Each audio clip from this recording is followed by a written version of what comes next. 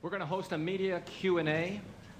If you wish to ask a question, I simply ask you to raise your hand. We have a number of microphones in the audience. For the benefit of our webcast, I will insist that you use a microphone. I also ask that you simply give your name and the media outlet that you represent in posing your question. Do we have any questions?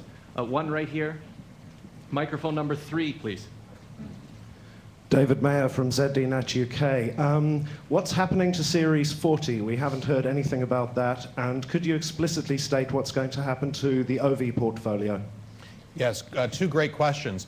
First of all, as we'll describe in more detail later today, the Nokia strategy actually comprises 3 important pillars. Right now we're talking about the smartphone strategy, which relates to a partnership with Microsoft.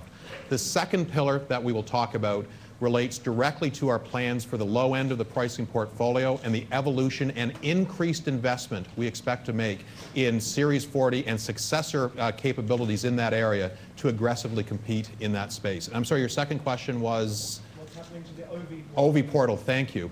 A critical thing to recognize with the relationship with Microsoft is while we are placing a dependency on Microsoft for Windows Phone, there is a joint dependency on a shared collection of services that define the ecosystem.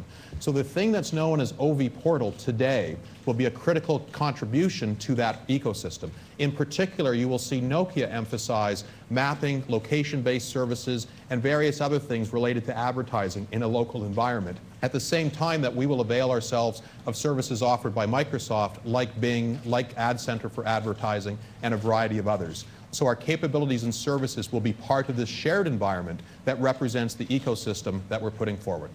Thank you. Microphone number 1, please. For the benefit of the others, if you could limit yourself to a single question, please. Stuart Miles from PocketLint.com. When do you think we're likely to see the first handset from this announcement? So we are not making a specific announcement as to when that will be. I will say on behalf of Nokia that our belief, and this was an important driver of our decision making, is that we can move faster in the introduction of new devices across the price range faster through this partnership than what we've ever done before. We do have, the other thing I'd just add is the engineering teams have spent a lot of time together already at this stage, but when there's news, there'll be news. Yeah. Microphone number 6, please. Hi there, Ingrid London from moconews.net and paidcontent.org. Just wondering, this is really a question for Steve Ballmer.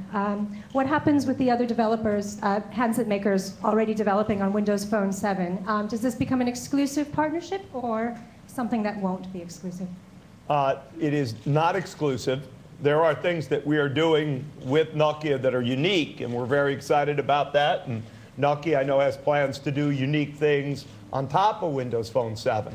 But it's a non-exclusive, and one of the things which both I think Stephen highlighted and I did is that in some senses the overall development of critical mass in Windows Phone 7 overall from other manufacturers, the chipset community is important to both of us, despite the fact that Nokia obviously wants to sell all of the Windows phones. It can. Absolutely. Yeah. Just to reinforce that point, and this is an important thing for people to think about, is that our #1 priority is the success of the Windows Phone ecosystem in which Nokia is participating. So it's to our benefit to get that critical mass and virtuous cycle going, which includes work done by some of our handset competitors, and we will encourage that. That's a good thing.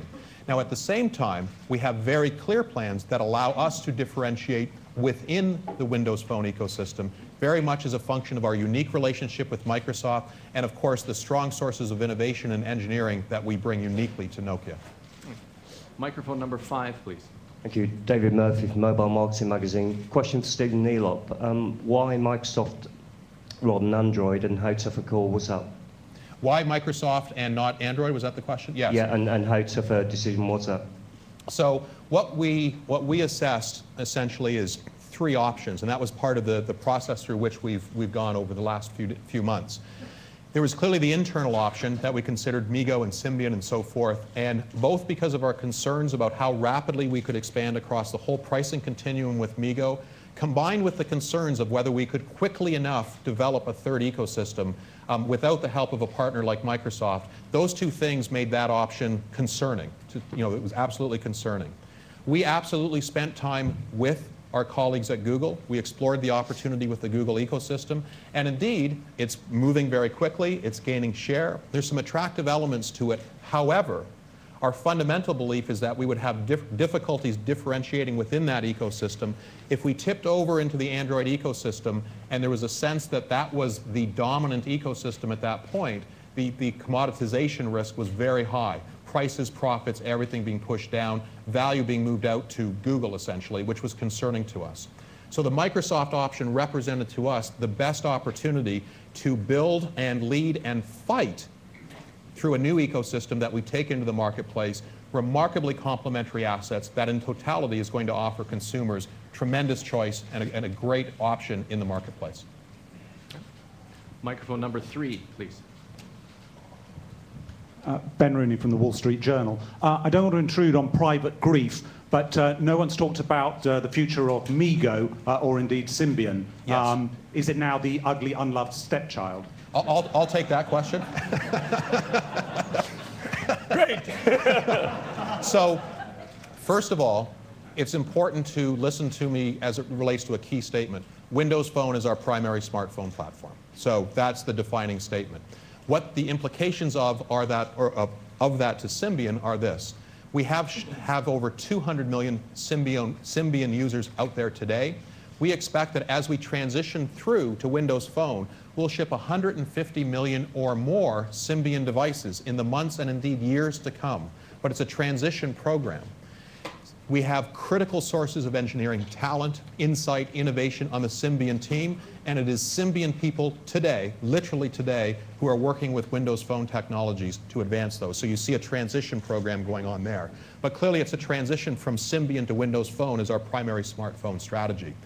MeeGo, what we will be doing, excuse me, is shipping our first MeeGo device this year, not as the beginning of another smartphone, broad platform strategy, but instead as an opportunity to learn about some of the wonderful innovation we've done with user experience and other things around MeeGo. We'll learn from that first device, and then we'll ask that team to change their focus into an exploration of future platforms, future devices, and future user experiences. So if you like, that becomes something that is in the longer-term planning horizon, and trying to anticipate what the next disruption is in the mobile ecosystem. Well, again, Windows Phone is our primary smartphone platform.